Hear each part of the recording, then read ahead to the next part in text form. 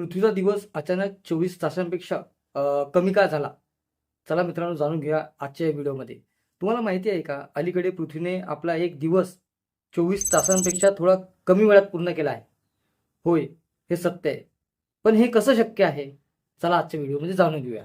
सामान्यतः पृथ्वी स्वतःभोवती एक फेरी पूर्ण करण्यासाठी 24 तास घेते.